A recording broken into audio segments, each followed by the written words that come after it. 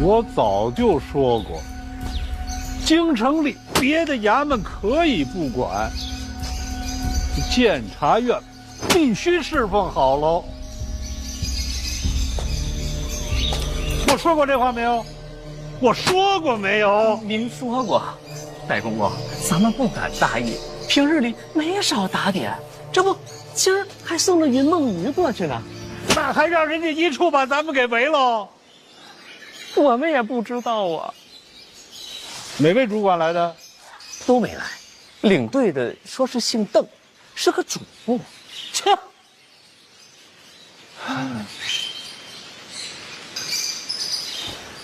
起来吧！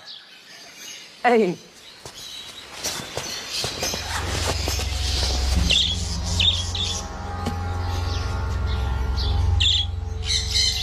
用的什么罪名啊？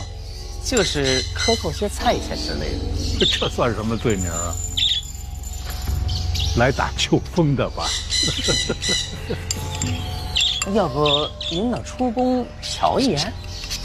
一个主簿他也配？你别看监察院在京城里权势滔天的，他的权势谁给的呀？咱们宫里给的。您不去，那边就还封着，这可怎么应对呀？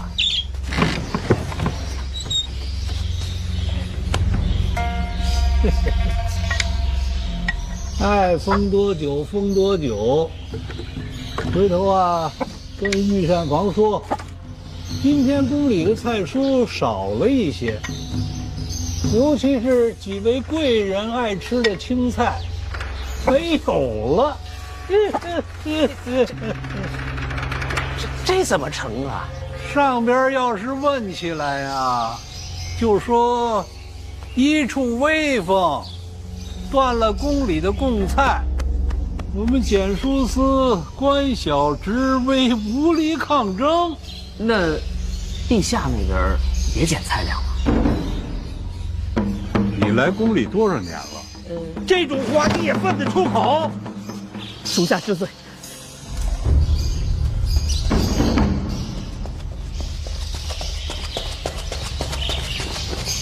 禀戴公公，又什么事儿啊？范闲范大人已经赶去检书司了。你上前说话。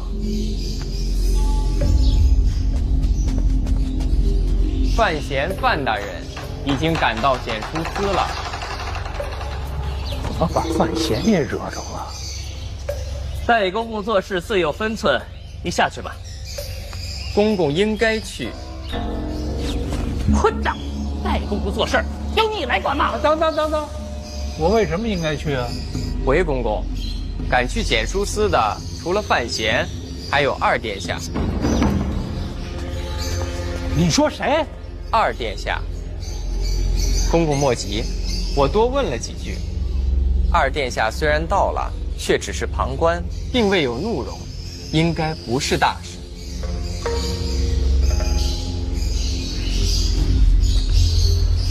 那就好。咱们检书司依靠的本就是淑妃娘娘，既然二殿下也到了，公公还是露一面的好，绝不能让殿下觉得怠慢。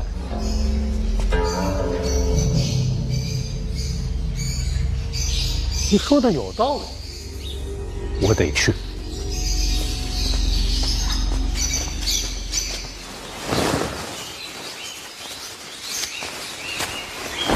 你叫什么来着？回公公，小的红烛，刚入宫的。在宫里有几年了。行，有个伶俐劲儿。你们都学着点儿。是。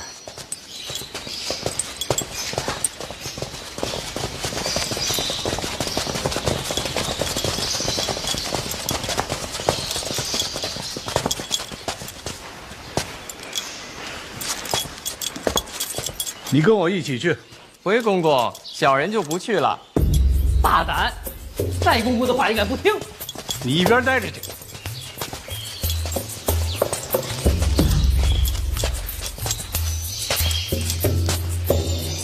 为何抗命？宫里得有人守着，简书司那边若出差错，也好应对。怎么应对？自然是寻淑妃娘娘求情。你留下，公公放心。你们都别跟着我。啊，是。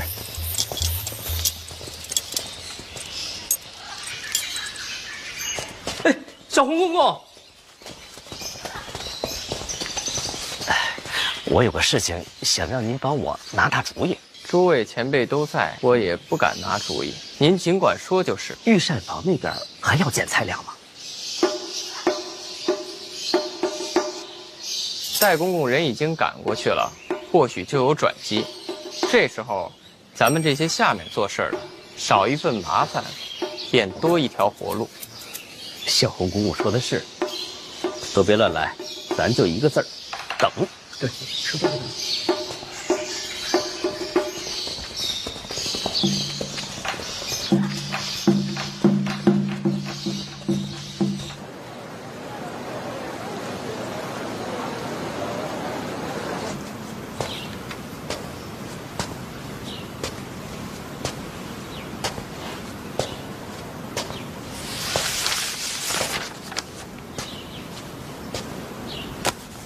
老邓，去看眼人来了没？是。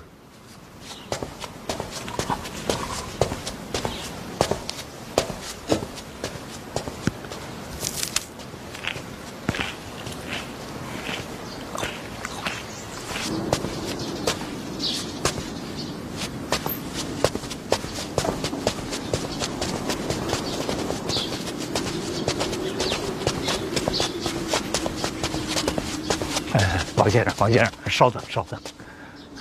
那不敢耽误啊，这里边都等着呢。是，叫什么？稍等一下。你看，我早听说啊，王先生这个人智勇双全，可惜我无缘相见。干什么你？就听说王先生是小范大人身边的红人。那么小范大人今天这个局面，他想要一个什么结果呢？戴公公常年给医术送鱼，这情分呢，还是有的，都是举手之劳。但是我们家小范大人可没吃着你的鱼皮啊！小范大人这不是刚到一处吗？您放心，我这都准备了。行，进去吧。哎，等一等，还有一件事，二殿下怎么也来了？这还有一件事儿啊。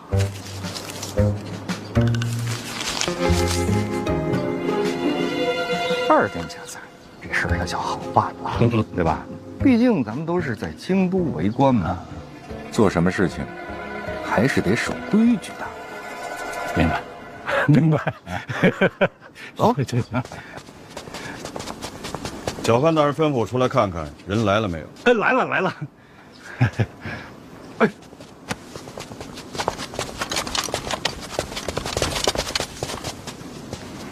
见着有份儿啊！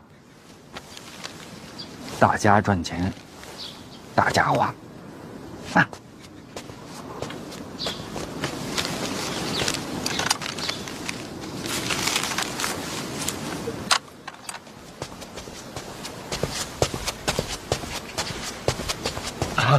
老奴拜见殿下。起来吧。谢殿下。听说你这里有云梦鱼，是，来买2条。殿下开玩笑，回头让人给殿下送府上去。你这办的是官差，可不能不收钱。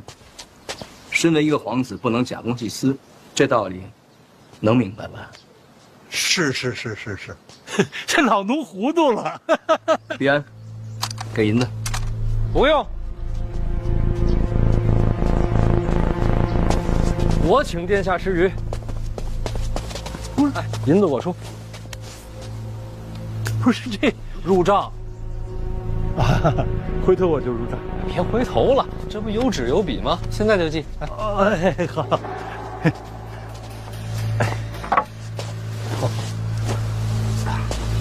硬碟记这本上，记这本。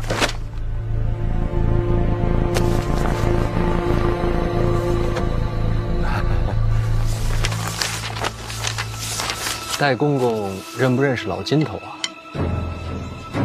谁？老金头，一个卖菜的，欠了不少账。哎呦，这好像是想不起来了。想不起来了。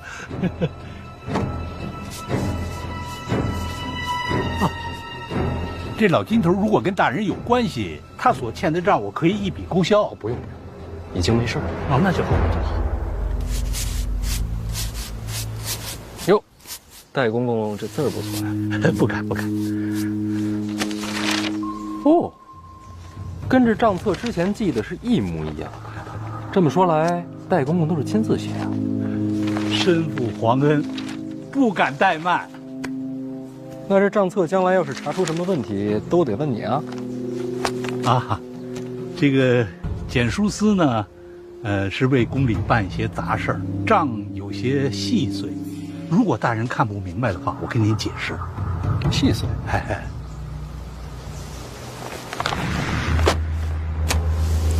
不是细碎，是大局。简书司就是买点菜，哪有什么大局啊？戴公公，国家兴亡，你们这些太监是不是有责？是吧？咱们庆国刚跟北齐大战一场，也是边军威武，大获全胜。简书司该不该表示？啊，这边军的粮草不归简书司管。大局，往大了想。什么意思呢？简书司是不是庆国的一部分？是。那大战获胜是不是与有荣焉？有。与北齐一战花了不少银子，对吧？对。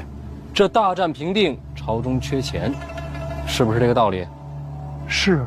那咱们庆国人该不该共度难关？该。简书司该不该负责？该。啊？该负什么责呢？国库空虚，到处缺的就是银子。简书司不想着为国解忧，反而变着法子贪钱，这合适吗？不，绝无此事。老奴为人最为老实，平时见着钱我都难受。大人一定是误会了。老实？我们监察院听说过吧？如雷贯耳。我们办案的手段，想必你也知晓一二。贪没贪钱自己知道啊。这账册查下去，是什么后果？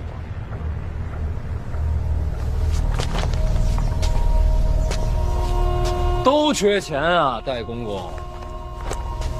简书司就不能担起责任，有难同当吗？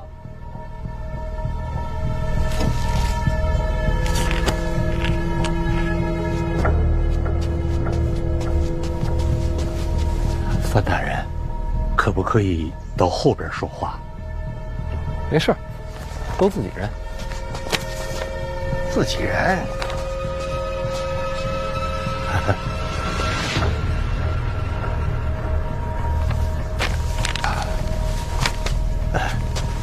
关于账目的事儿，这里还有一些补充。如果您不明白，可以回去自己看。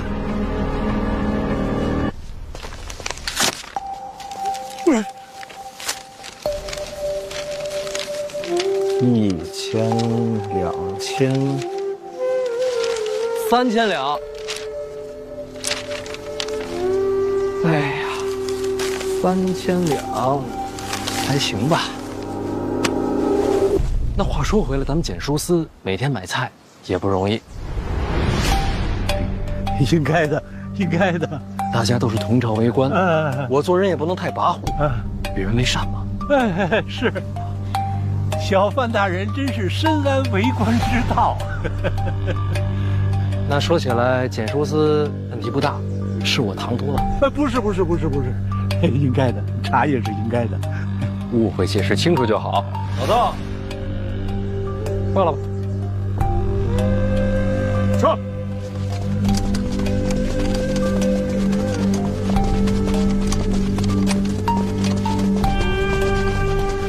没热闹看了啊，咱各回各家吧。殿下那鱼你可别忘了啊！我一定给殿下送到府上去。殿下要不要找人送你回府啊？不用，回头去。好嘞，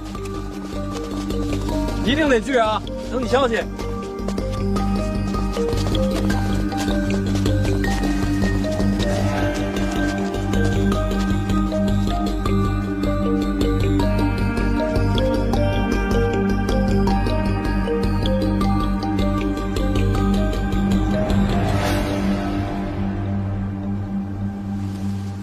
哎，这是欠你半年的水果钱。哎，谢谢您还记得，应该的，应该还，应该还啊！哎，今天水果新鲜，再拿点。好，你挑挑。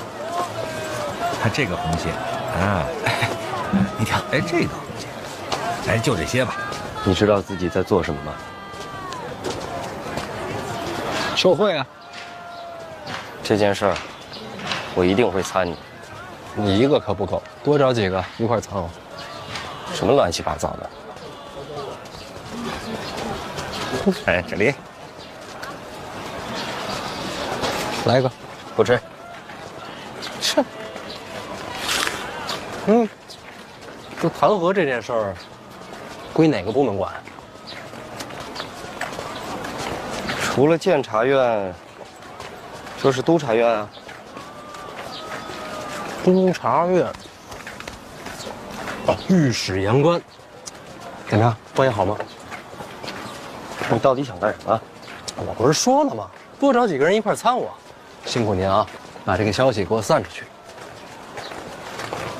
别人布陷阱，都是对政敌，你的好，给自己挖坑。拜托了，被参倒了没人救你。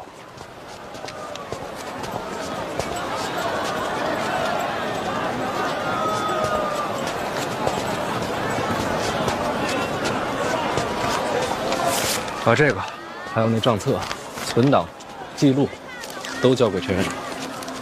是。啊，还有这个，如您所料，戴公公给的。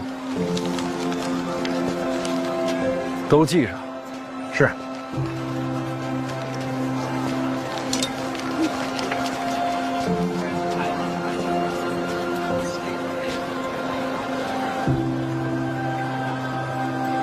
那个戴公公根本就不记得老金头，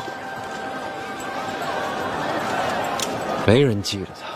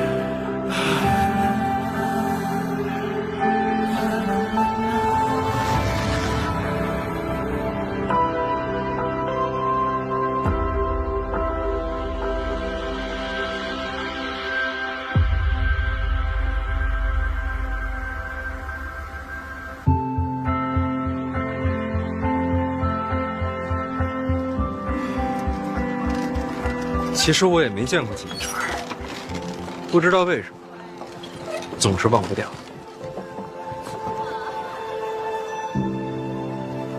老王啊，若是没人能站出来，他们这些人一辈子就只能忍着、守着。可是谁能站出来？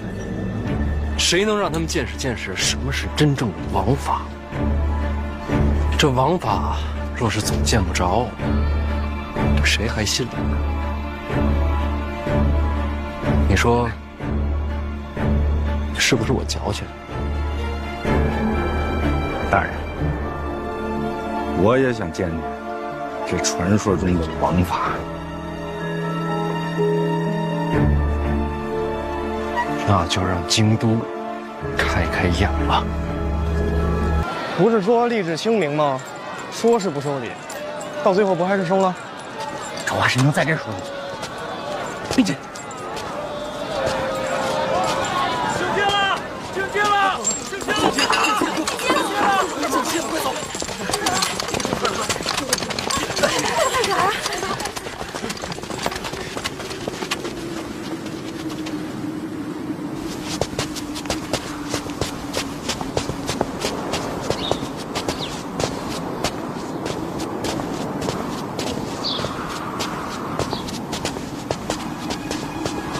殿下，范闲这是当众受贿一次，确实，他这也不是自个儿把把柄送您手里。殿下若是借此机会发力弹劾，说不定就把他赶下去了，就当什么都没有发生，不参一本。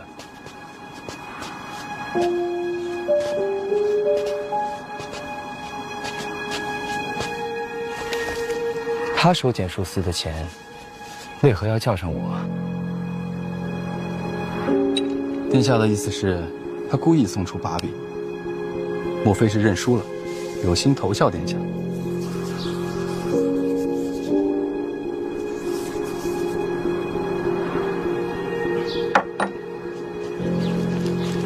换成其他人这么做是没错，可范闲嘛，我还真不明白，他到底想要干什么呀？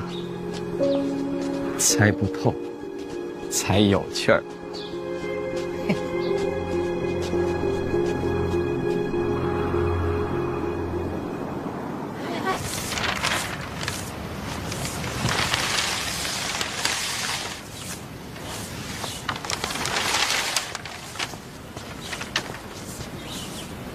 陛下，督察院几名御史联名弹劾范闲范大人。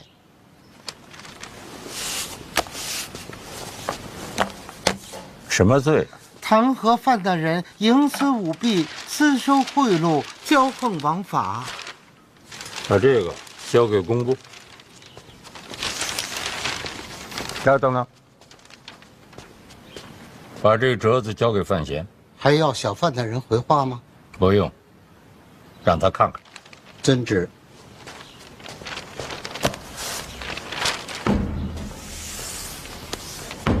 弹劾。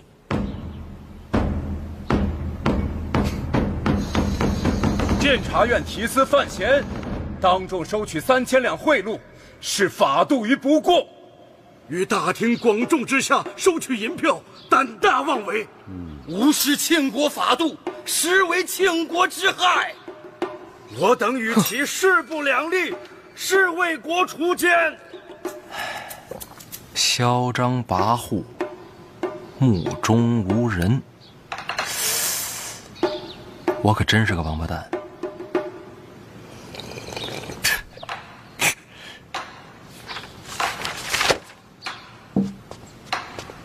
看完了，辛苦后宫。瞧您说的，这不是我应该的吗？那我先回去了。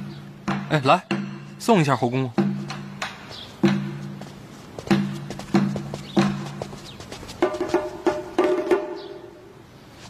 范小爷，恕老奴多嘴，再问一句啊，此事小范大人准备如何应对啊？陛下让问的？没有，我就是好奇。按常理说，应该如何应对啊？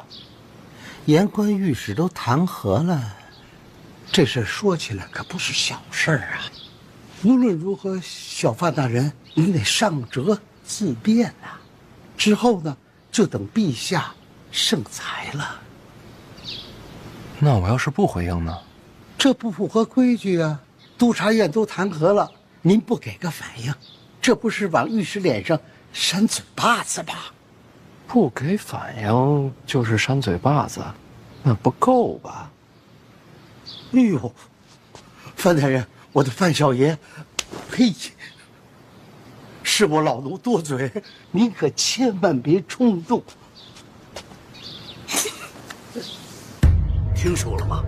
那个范闲面对弹劾，迟迟不上折自辩呐，岂有此理！真是目中无人呐！置我倾国法度于不顾，将弹劾视若无睹，这厮真是胆大妄为。就是啊，还有你谁呀？我，王启年，奉监察院提司范闲范大人之命，给你们这督察院呀送幅字儿。什么字儿啊？送给哪位？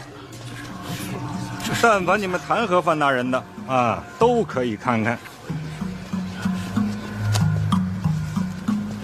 等会儿，等我走远了你再看。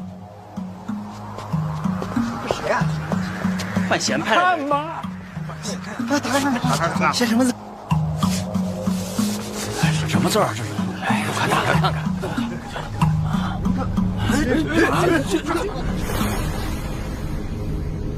督察院御史参范闲，正是。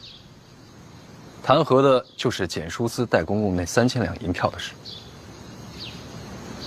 谁牵的头？好像是自发的。这范闲当众收了银票，御史那边收到消息也合理。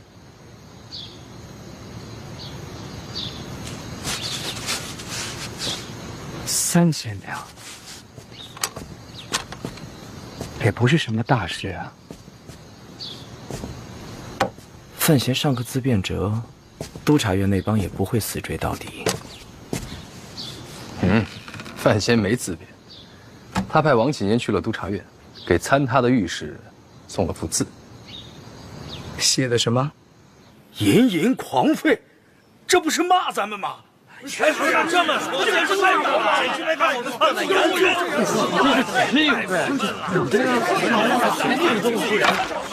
太过分了！参他，参他，对，参他，一定要参他，对，参他，对，一定要参他。指着人当狗骂，这是把人往死里得罪啊！年纪太轻，行事狂悖，督察院这次算是被他得罪狠了。这事儿估计没完。殿下，咱们的人，要不然也跟着参一本，凑这热闹干嘛？落井下石的好机会啊！是不是井还两说。咱们不下场，全当看戏。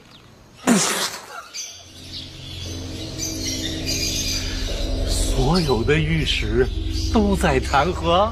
是，本来就那么几个，现如今督察院同仇敌忾，正憋着一股劲儿参范闲和公公呢。这是关我什么事儿啊？毕竟那3000两是您给出去的。3000两在京城算个屁呀！这芝麻大点的事儿，还骂人家是狗。那不是我骂的。在督察院看来，范闲跟公公就是一条线上的蚂蚱。我一共跟他见过1次面，我怎么就骂上了我？人家说了，知道的就1次，隐藏未报的天知道有几回。听说督察院放话了，早就怀疑您和范闲狼狈为奸，很可能还拜他做了干爹。胡说！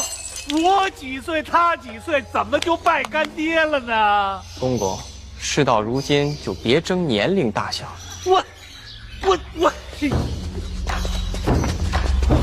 我跟你说，范闲真是疯了。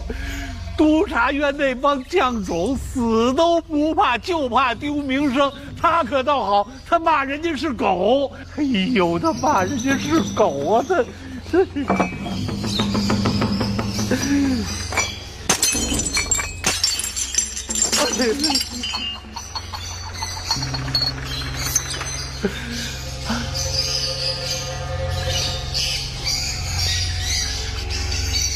小红公公，我现在应该怎么办呢？公公，事情到了这步，已经跟您没关系了。怎么就跟我没关系呀？他们参的人是我。哎，这叫什么事儿啊？哎呦！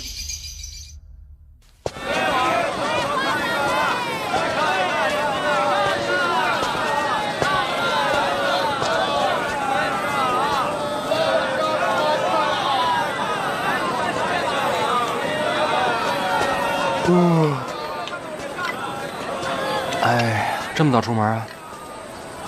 你不比我早，是为了等你。吃点，早上不能饿着。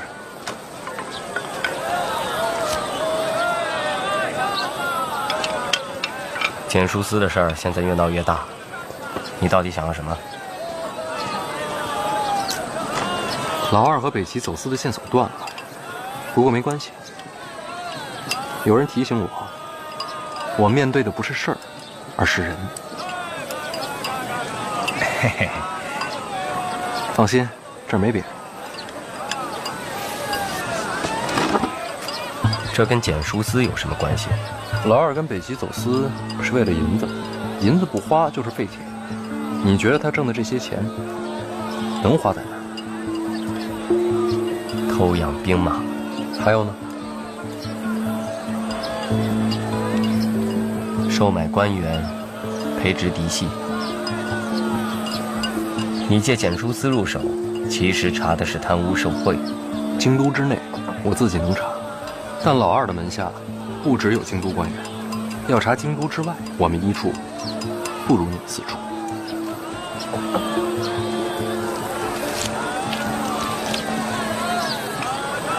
可以，京都之外，我来查。这就答应帮我了？不是为了你，知道，为了庆国。哎，手下有没有合用的人，借来用用？你掌管四处，还用借人？四处主办是家父，并不是我。有什么区别？我不想监察院也来子承父业那一套，为国效忠，岂能公私不分？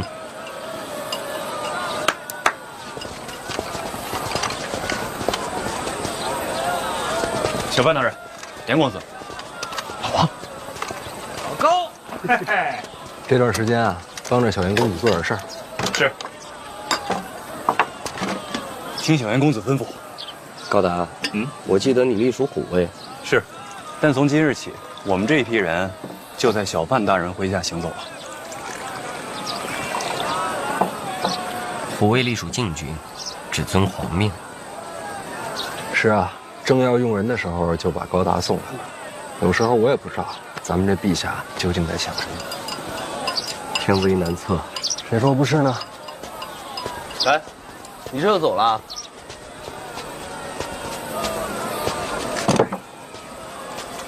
你怎么不走啊？哎，这钱你还没付呢，这也得我来。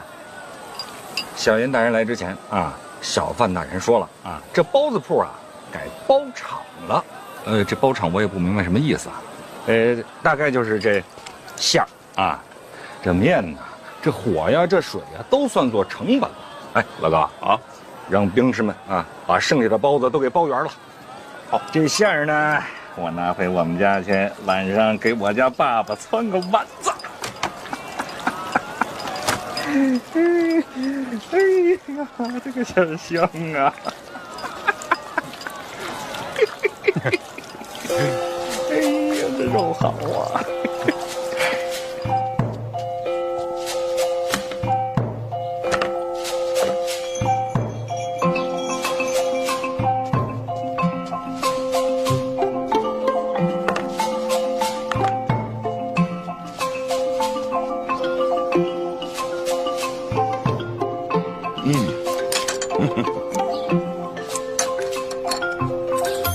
老爷，我听说这几日督察院参犯嫌的折子可越来越多了。有这回事儿。都这会儿了，你还不知道急呀？听说督察院的御史如今都天天骂娘了。何止骂娘，连祖宗都带上了。御史不都是读书人吗？读书人也是人，逼急了也跳墙。您这话可有点损。那现在怎么办啊？要不然送点礼？哎呀，没用。督察院御史最要的就是脸面。先不说那幅盈盈狂飞的字，这几日无数弹劾，范闲一道自辩者都没上过，该吃吃，该喝喝，完全不把督察院当人看。哎呀，这蹬鼻子上脸的屈辱，督察院怎么能忍？读书人都这么小心眼儿啊？老爷不算。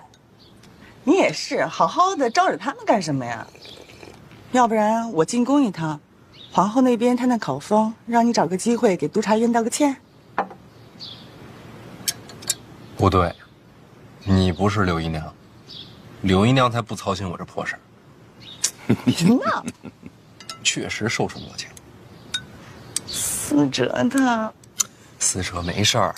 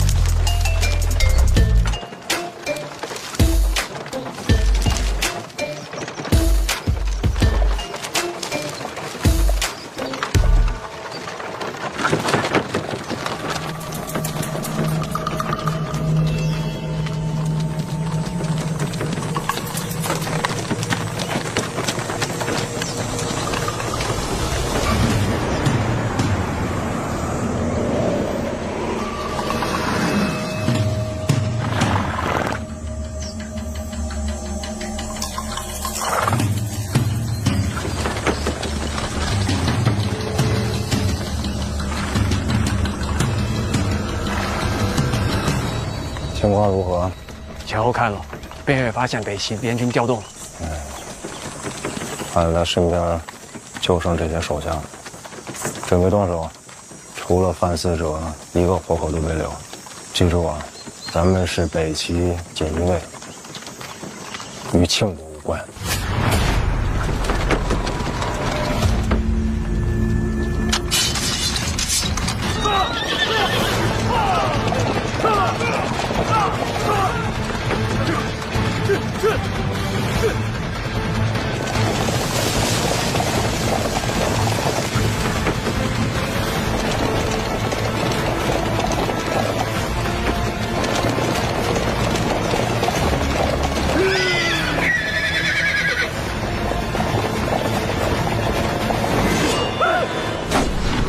劝思哲离京那会儿，你不挺有条理吗？怎么现在自己任性起来了？这么多弹劾的折子，你好歹上个自便者，不能听之任之。好了，范闲不是思哲，他知道该怎么做啊。怎么这也能数落上思哲呀？姨娘说的没错，督察院那边的弹劾确实应该有个回应。怎么回？回头就知道了。今儿肉不少啊！是啊，香啊，真不错。多吃点啊，多吃点。哎呦，这好吃，真不错，真好吃。是啊。大人，大人，这个肉它可不是别人孝敬的啊，这个是咱们监察院医术自己花钱买的，这名正言顺。那给您弄点。不用，大伙好好吃啊，吃饱了好当差。什么东西？这什么了不起？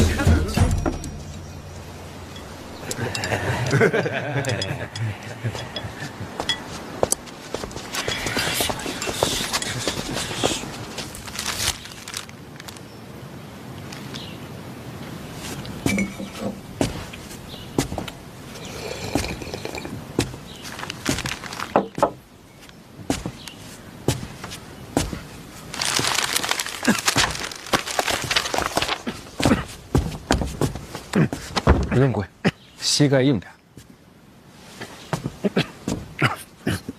是。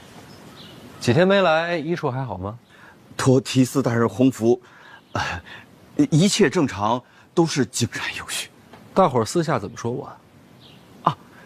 自然是对大人敬仰有加呀。真的？真的。我猜猜。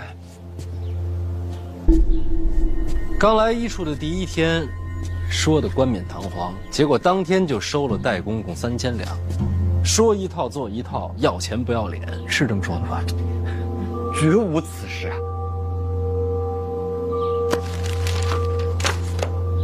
你就吃这个。向大人见笑了。一处今天不是炖肉吗？我就对付一口，手头有许多没做完的事情嘛。听说一处炖肉的钱是从官账上出的。自然，大人训诫之后，谁还敢下手礼呀？那这肉钱是哪儿来的？哎，不是大人说的从账上出的吗？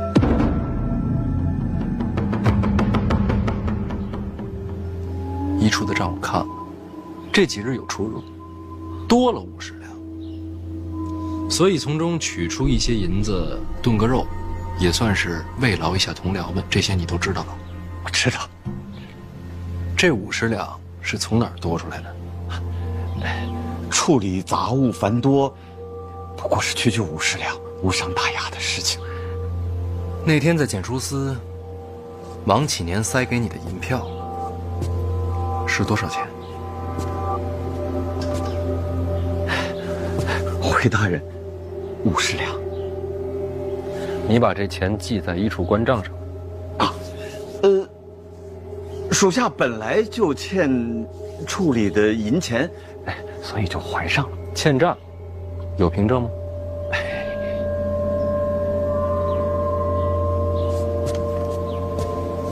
这几日我看了你的文档啊，邓子越，检书司这么多年送来的云梦鱼，你是一条也没拿过。大人，属下是不爱吃鱼啊。哦，既不爱吃鱼，也不爱吃肉，是吗？医术今日炖肉，可以说是用的你的钱。你自己在这儿啃这个，怎么着？嫌这钱脏？属下不敢。有什么不敢的？你也不是1次2次了。检书司这么多年送来的可不只是鱼肉，山珍海味，天天翻新，处理的同僚人人有份儿，只有你不要。除此之外，京都各部送来的各种名贵礼物，什么玛瑙、麻将、白玉头子，你是一概不收。邓子越，你很廉洁吗？啊，你了不起啊！但是我就不明白了，既然你这么廉洁，你怎么不上报呢？属下知罪。你别着急跪啊！我是在问你的罪吗？我问你为什么不上报？大人，官场嘛，就是为人，真的没有必要得罪人，是吧？是吗？这是现在的你，曾经的邓子越可不是这样。当年的邓子越慷慨激昂，院里边有谁欺上瞒下、谋取私利，都被你指着鼻子骂过，甚至包括你的直属上司。惭愧，惭愧了，属下当时愚钝嘛。从什么时候开始不骂了，改成跪了？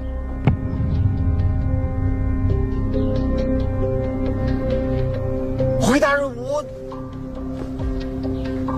当时不谙世事，行事张狂，属下现在懂事了。你懂什么了？属下懂得，做官不可特立独行，该当与光同尘的。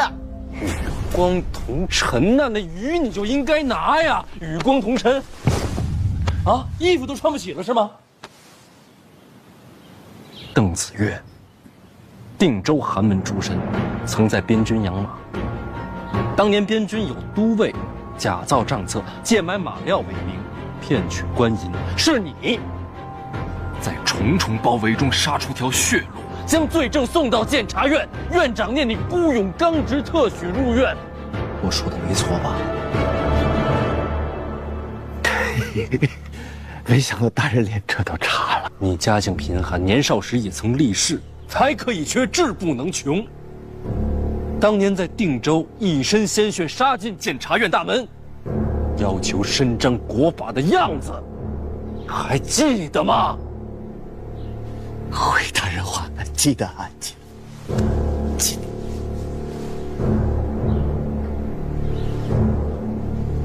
那你现在是不是觉得那时候很蠢呢？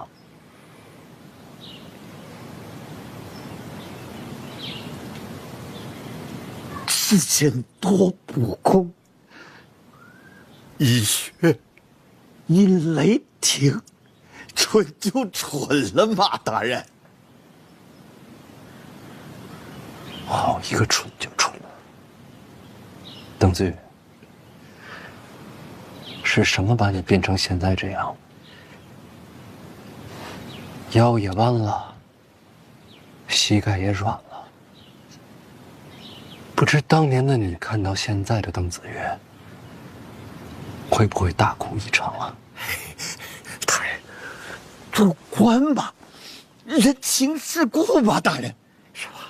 我知道，曾经你有机会可以升任副主办，结果就因为仗义直言，一降再降，最后被贬成了一个毫不起眼的小主播。这么多年，所以你服软了？服，早都服了。那你软就软的彻底一点啊，邓子月，不是与公同尘吗？都已经这样，50两银子有什么可值得上报的？送到门口的礼物有什么不能拿的？既然这样，还守那点规矩干什么？你是想给自己留点脸面，还是想别人夸你有气节？我问你话呢。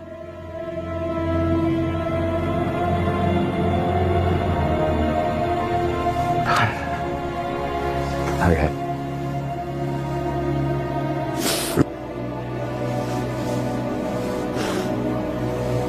你看我这个样子，早就没气节了。我邓子月只求一个独善其身嘛。啊，独善其身就好了嘛。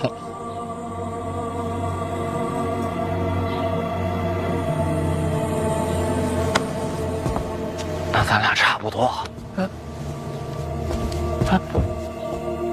说实话，我求的也不过是独善其身罢了。我要是看见看不惯的，我就不太想忍；跟我有仇的，我就得报。我这脾气，在京都混到这地位，凭什么呀？啊，就凭大人智谋深远，远非常人所能及。跟这关系不大。那就是大人，文采惊世骇俗，那更扯远了。哎呦，大人，属下还真就不知道了。因为我有人罩着。我这脾气，要是没有长辈们罩着，在京都活不过3天，对吗？做好人守底线，最好先有个靠山。邓子月，你有吗？属下没有。现在你有了。从今往后，我就是你的靠山。你可以试着找一找曾经的那个自己，试着把底线往上再提一提，别怕闯祸，我跟你斗着。大人，我知道你现在不能全信我，不急，咱们看人不看他说什么，看他怎么做。啊，走吧。先办事。大人，办什么事？替我写个折子，自辩者以医处的名义送上去。大人，我写不合适吧？我字不好。是。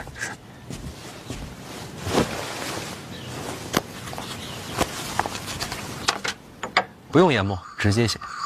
啊，大人，这一点残墨只够写几个字的呀？够了。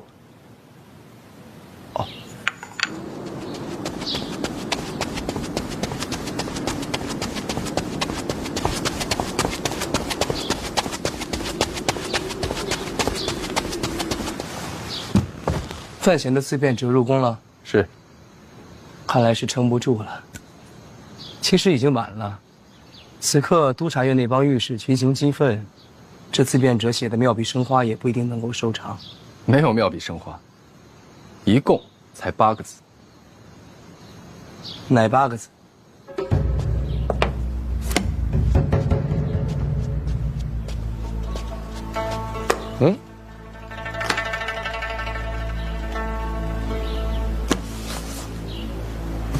范闲自辩者，奸臣当道，何罪之有？奸臣当道，何罪之有？这庆国立国以来，还从未有过这样的自辩者。不光是庆国，有史以来这也是独一份了。我本以为淫淫狂吠把御史们得罪到头，是我错了。这折子呀，才是登峰造极。可这把人当狗骂，不是更恶毒些吗？殿下，把人当狗骂，虽说气愤，不过就是骂街。可御史求名，奸臣当道这4个字儿，是在毁督察院的根基呀。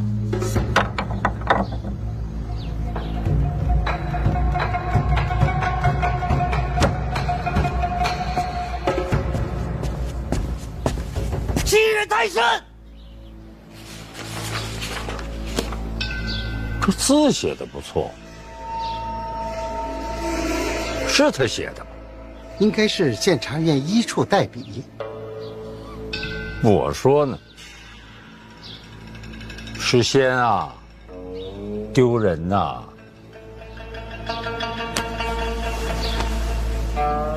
督察院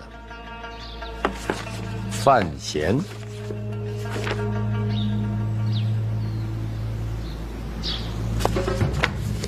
互不相让，那就殿前对质吧。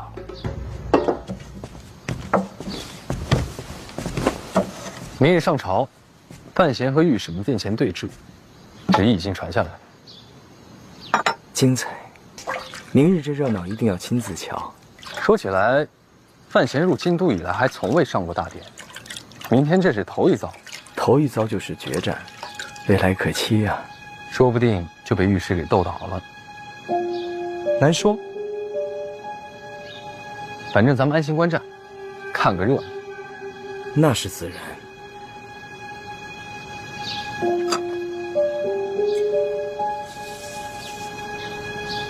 毕安，在。抱月楼的卷宗准备好，明日我带上殿。殿下这是要帮着督察院裁死范闲？有备无患。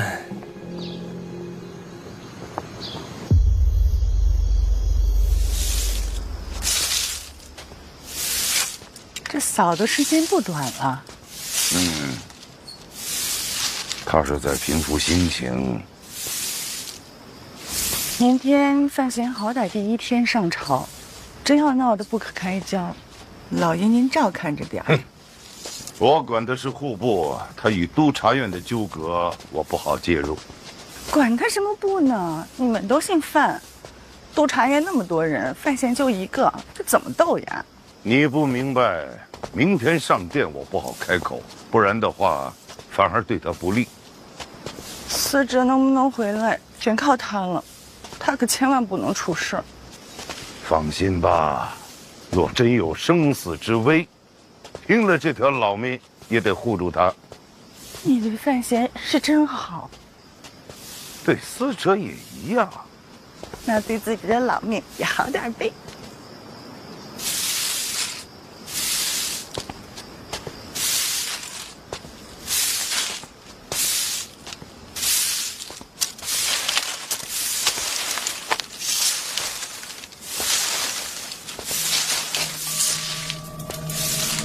我要是一直看不见你，你就一直站在上面。怎么不让下人入手？自己有手有脚，不麻烦别人。院长让我转告，你让严冰云查的结果已经到了院长手上，请小范大人明日安心上殿。替我谢谢萧炎。小范大人，请问武主武大人回京了吗？这也是院长让你问的。我自己想问。我不知道。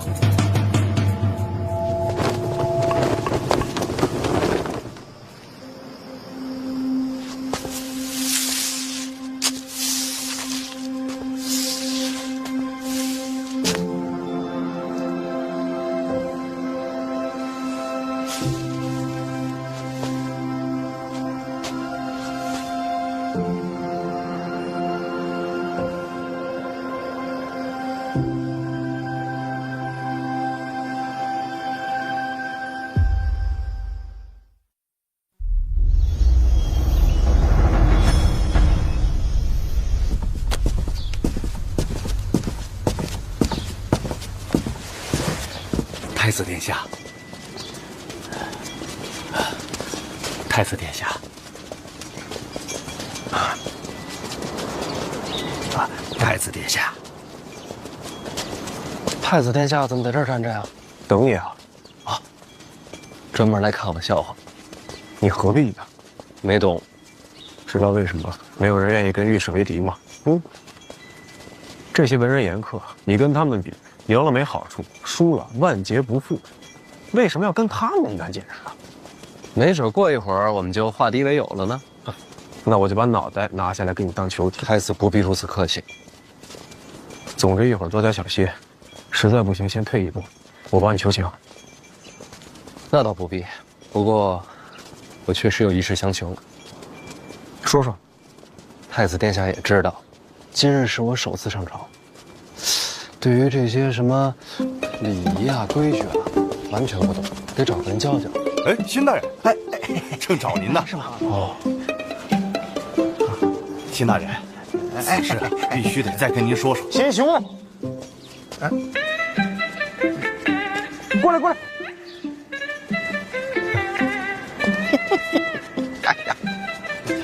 太子殿下，范大人，哎呀，你说我刚才怎么回事啊？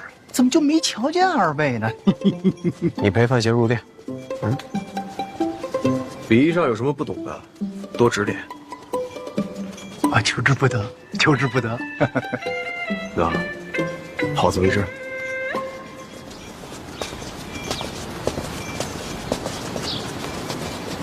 辛大人，范大人，怎么不找我喝酒啊？哎呀，公事繁忙啊。哦，辛大人辛苦。哎，要是实在太累了呀，可以告病休假几天了。哎，有道理。就是说的太晚了，殿下都走了。那几个人怎么一直盯着咱们这边啊？那几位啊，就是督察院御史。哦，原来如此。哎，那他们怎么一直瞪着你啊？你跟他们有仇？哎，这还俩人。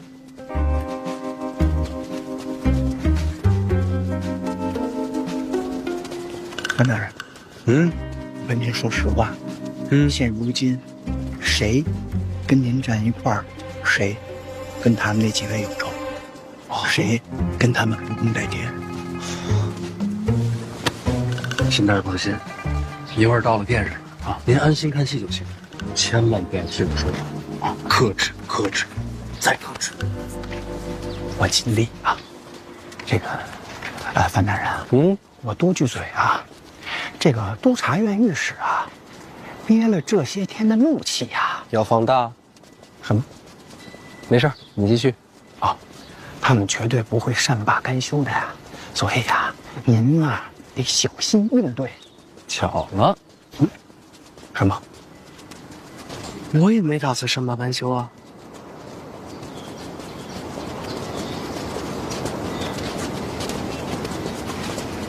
辛大人，你说，今天来这儿的有多少人是准备看热闹的？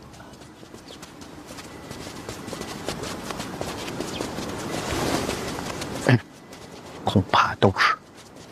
那要是看热闹的人自己成了热闹呢？走吧，上殿。范大人，您到底要干什么呀？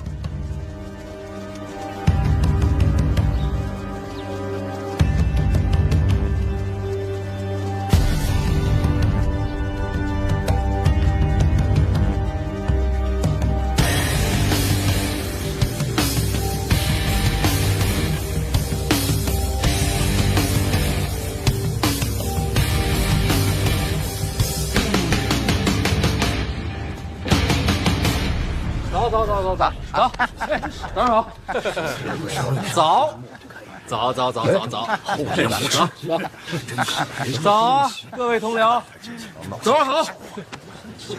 范大人，陛下还没到呢。哎，您看没？你看这一撇没？都是文官站的地方。哎，待会儿啊，您呢就站那儿去，站那儿。哎，我呢站那儿。你先过去啊。哎，这不还没来呢吗？聊会儿。聊会儿呢。早上吃的什么呀？啊，西施那肉饼不错。哎，我瞧着这好像也不是最大那个店吧？是，还需等陛下。没错，没错。陛下呀，嫌那个正殿啊太大了，人又站不满，说话又听不清，所以上朝呢就换这儿啊。原来如此。那我先过去了。哎，